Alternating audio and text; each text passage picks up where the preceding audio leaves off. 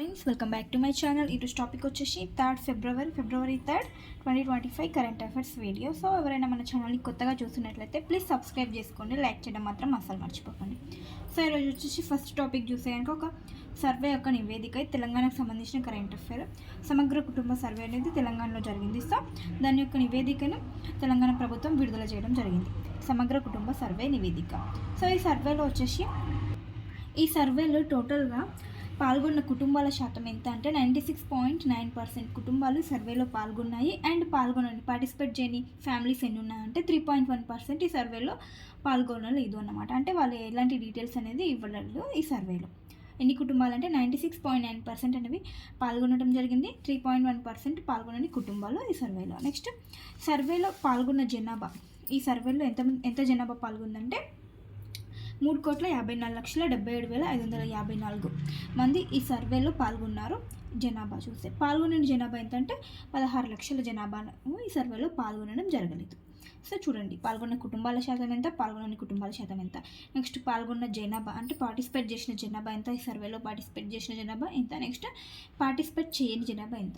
So ఈ సర్వేలో పాల్గొన్న జనాభాలో పురుషులు అండ్ మహిళలు థర్డ్ జెండర్స్గా చూస్తే కనుక పురుషులు వచ్చేసి 50% పాల్గొనడం జరిగింది. నెక్స్ట్ మహిళలకు వచ్చేసరికి 49%. నెక్స్ట్ థర్డ్ జెండర్ వచ్చేసి 0.04% ఈ సర్వేలో పాల్గొనడం జరిగింది. సో ఇక్కడ ఇంపార్టెంట్ ఏంటంటే ఈ సర్వే యొక్క డీటెయిల్స్ ప్రకారం సామాజిక వర్గాల వారిగా జనాభా ఎంత ఉందని చూస్తే కనుక బీసీ వాళ్ళు ఎంత ఉన్నారు, ఎస్సీ వాళ్ళు ఎంత ఉన్నారు, ఎస్టీ ఎంత పర్సెంటేజ్ ఉంది, ఓసీ ఎంత పర్సెంటేజ్ ఉంది, ముస్లిం జనాభా అనేది ఎంత పర్సెంటేజ్ ఉంది అనేది చూస్తే కనుక బీసీ వర్గం వచ్చేసి 46.25% ఉన్నారు. బీసీ వర్గం ఎంత ఉందో 46.25. నెక్స్ట్ ఎస్సీ వాళ్ళు వచ్చేసి 17.43% ఉన్నారు. ఎస్టీ వచ్చేసి 10.45% శాతం ఉంది. నెక్స్ట్ ఓసీ కేటగిరీ వచ్చేసి 13.31% ఉన్నారు ఓసీ కేటగిరీ. నెక్స్ట్ ముస్లింని చూస్తే కనుక 15.79% ముస్లిం జనాభా అనేది ఉంది. చూడండి, హైయెస్ట్ బీసీ ఉంది, బీసీ తర్వాత ఎస్సీ కేటగిరీ, ఎస్సీ క్యాస్ట్ వాళ్ళు ఉన్నారు. నెక్స్ట్ తర్వాత ఎస్సీ తర్వాత వచ్చేసి ముస్లిం వాళ్ళు ఎక్కువ ఉన్నారు, ముస్లిమ్స్ తర్వాత ఓసీ కేటగిరీ ఎక్కువ ఉంది, తర్వాత ఎస్టీ కేటగిరీ అనేది చాలా తక్కువగా ఉంది 10% తోటి. హైయెస్ట్ వచ్చేసి బీసీ కేటగిరీ ఉంది, నెక్స్ట్ లీస్ట్ వచ్చేసి ఎస్టీ కేటగిరీ ఉంది 10%తో. చూడండి, సామాజిక వర్గాల శాతం అది. నెక్స్ట్ ఇంకొకటి సర్వే వచ్చేసి ఇది దేశానికి, కేంద్రానికి, సెంట్రల్కి సంబంధించిన సర్వే, కుటుంబ వినియోగ సర్వే 2023-24 ప్రకారం కేంద్రం ఒక నివేదికనిచ్చింది. ఏంటంటే దేశంలో బియ్యం వినియోగం ఎంత శాతంగా ఉంది, ఏ రాష్ట్రాలు టాప్ లిస్ట్లో ఉన్నాయి, ఏ రాష్ట్రాల్లో బియ్యం వినియోగం అనేది తక్కువగా ఉందో మనం చూద్దాం. ఇక్కడ దేశంలో బియ్యాన్ని వినియోగించే రాష్ట్రాలలో ఎక్కువగా ఈశాన్య రాష్ట్రాలలోనే అధికంగా వినియోగిస్తున్నారు. అంటే బియ్యాన్ని ఎక్కువగా ఈశాన్య రాష్ట్రాలే అధికంగా వినియోగించడం జరుగుతుందంట. సో ఆ టాప్ 3లో ఏమున్నా అంటే మణిపూర్, త్రిపుర, అరుణాచల్ ప్రదేశ్. సో ఇవన్నీ ఈశాన్య రాష్ట్రాలు కదా. సో ఈ 3 దేశాలలో బియ్యం యొక్క వినియోగం అనేది ఎక్కువగా ఉందంట. తొలి 3 ఏంటి? మణిపూర్, త్రిపుర, అరుణాచల్ ప్రదేశ్. ఈశాన్య రాష్ట్రాలలో అధికం అని చెప్పాను కదా. సో టాప్లో మణిపూర్, త్రిపుర, అరుణాచల్ ప్రదేశ్ ఉన్నాయని గుర్తుంచుకోండి. సో ఇక్కడ మన తెలంగాణ ఎన్నో ప్లేస్లో ఉందంటే బియ్యం వినియోగించే దాంట్లో మన తెలంగాణ వచ్చేసి 9th పొజిషన్లో ఉంటే ఆంధ్రప్రదేశ్ వచ్చేసి 12th పొజిషన్లో ఉంది. ఆంధ్రప్రదేశ్ 12th పొజిషన్లో ఉంది. మన నెక్స్ట్ వచ్చేసి దక్షిణాది రాష్ట్రాలు కనుక చూస్తే కనుక తమిళనాడు ఎంత ఉందంటే 14th ప్లేస్లో ఉంది. కేరళ వచ్చేసి 18వ స్థానంలో, నెక్స్ట్ కర్ణాటక వచ్చేసి 20వ స్థానంలో ఉంది. గుర్తుంచుకోండి, తెలంగాణ 9th ప్లేస్లో ఉంటే ఆంధ్రప్రదేశ్ 12th ప్లేస్లో ఉంది బియ్యాన్ని వినియోగించే రాష్ట్రాలలో. ఇక్కడ దేశం మొత్తంలో కనుక చూస్తే కనుక దేశం మొత్తంలో నెలకు సగటున గ్రామాలలో ఎంత బియ్యాన్ని వినియోగిస్తున్నారు, పట్టణాల్లో ఎంత బియ్యాన్ని వినియోగిస్తున్నారంటే టోటల్గా గ్రామం పట్టణం మొత్తం చూస్తే దేశంలో ఒక నెలకు సగటున 4.6 kgs అనే బియ్యాన్ని వినియోగించడం జరుగుతుంది. మొత్తంగా ఇది దేశం మొత్తంలో గ్రామాలు పట్టణాలు మొత్తంగా కలిపితే దేశం మొత్తం యొక్క సగటు ఎంత అంటే 4.6 kg నెలకు పర్ మంత్కి ఎంత వినియోగిస్తున్నారంటే 4.6 kgs వినియోగిస్తున్నారు. అదే మనం గ్రామాలు అండ్ పట్టణాలు సపరేట్గా చూసాక గ్రామాల్లో ఎక్కువగా ఉంది, 5 kgsని వినియోగిస్తున్నారు బియ్యాన్ని. నెక్స్ట్ పట్టణాల్లో చూస్తే 4.1 kgsని బియ్యాన్ని వినియోగించడం జరుగుతుంది. ఇది దేశానికి సంబంధించి. అదేవిధంగా మనం తెలంగాణలో చూస్తే కనుక తెలంగాణలో ఎలా ఉందంటే సగటున అంటే గ్రామాలు పట్టణాలు కలిపితే కనుక సగటున ఎంత ఉంది 8.4 215 కేజీ 8 కేజీల 8.4 కేజీలు అనేది వినియోగించడం జరుగుతుంది నెలకు సగటున తెలంగాణలో. అంటే ఇది గ్రామాలు అండ్ పట్టణాలు కలిపిన తర్వాత యావరేజ్ అనమాట. సో గ్రామాలని పట్టణాలను డివైడ్ చేస్తే కనుక గ్రామాల్లో 9.299 కేజీల బియ్యాన్ని వినియోగిస్తున్నారు మన తెలంగాణ రాష్ట్రంలో. నెక్స్ట్ పట్టణాల్లో వచ్చేసి 7.54 కేజీల బియ్యాన్ని సగటున వినియోగించడం జరుగుతుంది. ఇది నెలకు వినియోగించడం జరుగుతుంది. సో ఇక్కడ ఏంటంటే ఈ యావరేజ్ పరంగా మన తెలంగాణ రాష్ట్రం 9వ స్థానంలో ఉంది. బియ్యాన్ని వినియోగించే స్టేట్లలో మన తెలంగాణ రాష్ట్రం వచ్చేసి 9వ స్థానంలో ఉంది. మన తెలంగాణలో 1 కేజీ రైస్కి ఎంత చెల్లిస్తున్నారంటే సుమారుగా 31 రూపాయలు చెల్లిస్తున్నారంట. 1 కేజీ రైస్కి ఎంత సుమారుగా 31 రూపాయలు అనేది చెల్లించడం జరుగుతుంది. నెక్స్ట్ ఆంధ్రప్రదేశ్కి చూస్తే కనుక టోటల్గా గ్రామాలు అండ్ పట్టణాల్లో చూస్తే కనుక టోటల్ యావరేజ్ ఎంత ఉందంటే 7.91 కేజీస్ వాళ్ళు వినియోగిస్తున్నారు బియ్యాన్ని. అదే గ్రామాల్లో చూస్తే కనుక 8.35 కేజీస్ని వినియోగిస్తున్నారు. నెక్స్ట్ పట్టణాల్లో చూస్తే కనుక 7.48 కేజీస్ని వినియోగించడం జరుగుతుంది.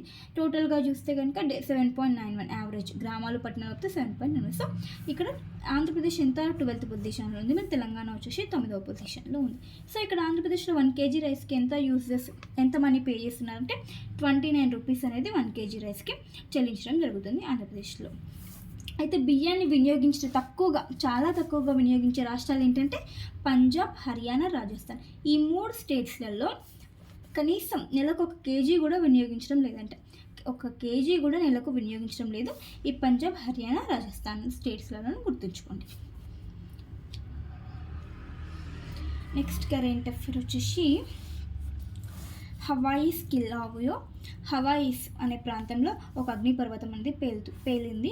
ఇది న్యూస్లో ఉంది. కిలావియో వోల్కనో ఏ ప్రాంతానికి చెందిందంటే హవాయి అని గుర్తుంచుకోండి. వోల్కనో నేమ్ వచ్చేసి అండ్ ప్రాంతం ఏ ప్లేస్కి చెందింది, హవాయి అనే ప్రాంతానికి చెందింది ఈ కిలావియో వోల్కనో అనే పర్వతం అనేది. అగ్నిపర్వతాలు పేలడంతో న్యూస్లోకి వస్తాయి. సో అగ్నిపర్వతాల నేమ్స్ ఏంటి అండ్ అవి ఎక్కడ ఉన్నాయో గుర్తుంచుకోండి సరిపోతుంది. నెక్స్ట్ ఒక పర్వతానికి మౌంటైన్ తారానాకి పర్వతానికి దీన్ని ఇప్పుడు పర్సన్గా ట్రీట్ చేస్తున్నారు. లీగల్లీ చట్టబద్ధంగా ఒక పర్సన్గా ట్రీట్ చేయడం జరుగుతుంది. న్యూజిలాండ్ దేశానికి సంబంధించింది. Mountain Taranaki is now legally a person అని న్యూజిలాండ్కి సంబంధించింది. దీన్ని ఇప్పుడు పర్సన్గా ట్రీట్ చేయడం జరుగుతుంది. సో ఇది అక్కడ ఉన్న మావోరి అనే తెగకు సంబంధించిన వాళ్ళ యొక్క గుర్తుగా దీన్ని ఒక పర్సన్గా ట్రీట్ చేయడం జరుగుతుంది లీగల్గా, చట్టబద్ధంగా. నెక్స్ట్ కరెంట్ అఫైర్ వచ్చేసి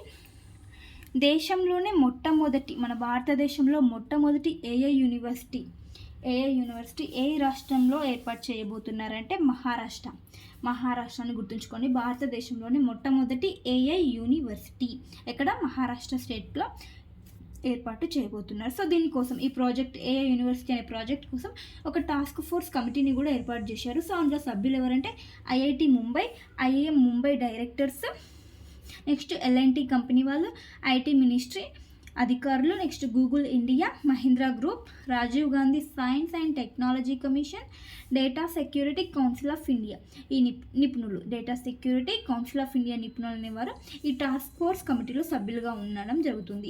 దీని యొక్క ఏఐ యూనివర్సిటీ ప్రాజెక్ట్ కోసం ఒక టాస్క్ ఫోర్స్ని నియమించడం జరిగింది. అందులో వీళ్ళంతా సభ్యులు అనమాట, గుర్తుంచుకోండి. దేశంలోనే మొట్టమొదటి ఏఐ యూనివర్సిటీ ఎక్కడ ఏర్పాటు చేయబోతున్నారు? మహారాష్ట్ర రాష్ట్రంలో ఏర్పాటు చేయబోతున్నారు, గుర్తుంచుకోండి. నెక్స్ట్ కరెంట్ అఫైర్ వచ్చేసి సాఫ్రాన్ రీటైల్ డ్యామ్స్ ఫ్లై అనే ఒక స్పీసీస్ అనేది వార్తల్లో ఉంది. సాఫ్రాన్ రీటైల్ డ్యామ్స్ ఫ్లై ఇది ఎక్కడ కనుగొన్నారంటే, ఎక్కడ కనిపించిందంటే చిక్మంగళూరు, కర్ణాటకలోని చిక్మంగళూరు అనే ప్రాంతంలో ఈ సాఫ్రాన్ రీటైల్ డ్యామ్స్ ఫ్లై అనే స్పీసీస్ ఒక కీటకం జాతికి చెందిన స్పీసీస్ అనేది కనిపించడం జరిగింది. ఎక్కడ అంటే నేత్రావతి నది, ఈ నేత్రావతి నదిలో దగ్గర ఈ కర్ణాటకలోని చిక్మంగళూరు అనే ప్రాంతంలో ఈ స్పీసీస్ అనేది కనిపించింది. సో దీని యొక్క శాస్త్రీయ నామం, సైంటిఫిక్ నేమ్ ఏంటంటే ఇండోస్టిక్టా డెకానెన్సిస్. దీని యొక్క శాస్త్రీయ నామం. ఇది ఒక స్పీసీస్ అన్నమాట, కీటకం జాతికి చెందిందన్నమాట. కీటకానికి చెందింది. సాఫ్రాన్ అంటే దాని యొక్క బాడీ వచ్చేసి ఈ కలర్లో ఉంటుంది. సాఫ్రాన్ ఈ రంగులో ఉంటుంది ఈ స్పీసీస్. సాఫ్రాన్ అంటే ఒక కలర్ లాగా అన్నమాట. Next hockey India league title ఇది రూర్కెలాలో జరిగింది ఈ కాంపిటీషన్. సో దీని యొక్క విజేత ఎవరంటే బెంగాల్ టైగర్స్ జట్టు విజేతగా నిలిచింది. ఎవరిపై అంటే హైదరాబాద్ తుఫాన్స్పై ఈ బెంగాల్ టైగర్స్ విజయం సాధించింది. హాకీ ఇండియా లీగ్ టైటిల్ విజేత ఎవరు? బెంగాల్ టైగర్స్. ఏజెట్టుపై అంటే హైదరాబాద్ తుఫాన్స్పై విజయాన్ని సాధించడం జరిగింది. నెక్స్ట్ కరెంట్ అఫైర్ వచ్చేసి India has third largest startup ecosystem in the వరల్డ్లోనే ఇండియా థర్డ్ లార్జెస్ట్ స్టార్టప్ ఈకో సిస్టమ్ని కలిగి ఉంది. థర్డ్ ప్లేస్లో ఉంది వరల్డ్లో. Third largest startup ecosystem world వైడ్గా ఇండియా థర్డ్ పొజిషన్లో ఉంది, మూడవ పెద్దది. సో ఇప్పుడు ఏంటంటే ఇక్కడ లాస్ట్ ఇయర్ December 31 వరకు ఇండియాలో 1.57 lakhs స్టార్టప్స్ అనేవి ఉన్నాయి. 1.57 lakhs startups last year 2024 December 30 వరకు ఇన్ని స్టార్టప్స్ అనేవి ఉన్నాయి అని ministry of commerce and industry తెలపడం జరిగింది. ఈ ministry of and commerce industry ఇన్ని స్టార్టప్స్ ఇండియాలో ఈ డేట్ వరకు ఉన్నాయని తెలపడం జరిగిందని గుర్తుంచుకోండి. నా ప్రజెంట్ ఏంటంటే India has third largest startup ecosystem in the world అని గుర్తుంచుకోండి. సో ఇవన్నీ ఫ్రెండ్స్ ఈరోజు important current affairs. Next video తొందరగా అప్లోడ్ చేస్తాను. 4th Feb remaining 4th Feb ఒకటి ఉంది. నెక్స్ట్ 5th Feb కూడా అప్లోడ్ చేసిస్తాను. Thank you for watching. Bye. And ఇంకోటి ఏంటంటే January 27 నుంచి January 31 వరకు గల కరెంట్ అఫైర్స్ PDF అనేది నేను టెలిగ్రామ్ ఛానల్లో ప్రొవైడ్ చేశాను. ఎవరికైనా కావాలి అనుకుంటే ప్లీజ్ చెక్ చేయండి. Thank you for watching. By.